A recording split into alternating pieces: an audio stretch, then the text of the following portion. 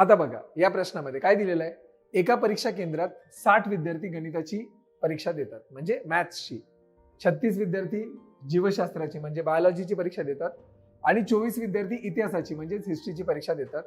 जर एका खोलीत एकाच विषयाची परीक्षा घेता येते आणि प्रत्येक खोलीत विद्यार्थ्यांची संख्या समान ठेवायची असेल तर कमीत कमी किती खोल्या वापराव्या लागतील. म्हणजे त्या कॉलेजमध्ये किंवा त्या स्कूलमध्ये बऱ्याचशा खोल्या आहेत आणि प्रत्येकाची संख्या म्हणजे प्रत्येक खोलीमध्ये जे विद्यार्थी बसणार त्यांची संख्या समान असायला हवी. माझ्याकडे किती विद्यार्थी आहेत? 60 विद्यार्थी मॅथ्ससाठी आहेत, 36 विद्यार्थी बायोसाठी आहेत आणि 24 विद्यार्थी इतिहासासाठी म्हणजे हिस्ट्रीसाठी आहेत. आता मला अशी संख्या निवडायची आहे की ज्या संख्येने या तिन्ही संख्यांना भाग जाईल. बघा पटतंय का? 60 विद्यार्थी गणिताचे आहेत, नंतर 36 विद्यार्थी बायोचे आहेत, 24 विद्यार्थी इतिहासाचे आहेत. मला एका खोलीमध्ये समान विद्यार्थी बसवायचे आहेत. मग मला अशी संख्या निवडायची आहे की ज्या संख्येने या तिन्ही संख्यांना भाग जाईल.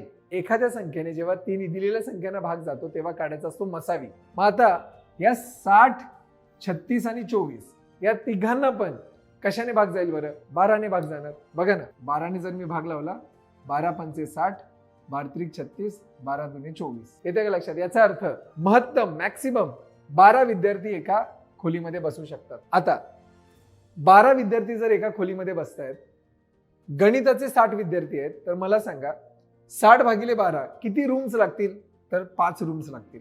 36 विद्यार्थी बायोलॉजीचे आहेत, एका वर्गात 12 विद्यार्थी बसतायत तर त्यांना किती रूम्स लागतील? तर त्यांना 3 रूम्स लागतील. 24 विद्यार्थी इतिहासाचे आहेत, एका वर्गामध्ये 12 विद्यार्थी बसतात तर 24 विद्यार्थ्यांसाठी किती खोल्या लागतील? 2 खोल्या. मग 5, 3 आणि 2 यांची बेरीज किती येते बरं? यांची बेरीज येते 10. म्हणजे एकूण 10 खोल्या लागतील की जेणेकरून प्रत्येक खोलीमध्ये समान विद्यार्थी असतील, जे आहे ऑप्शन क्रमांक 3. आहे की नाही? सिंपल सांगा. प्रश्न पुन्हा पुन्हा वाचा. काय अपेक्षित आहे तुमच्याकडून हे तुम्हाला कळलं पाहिजे.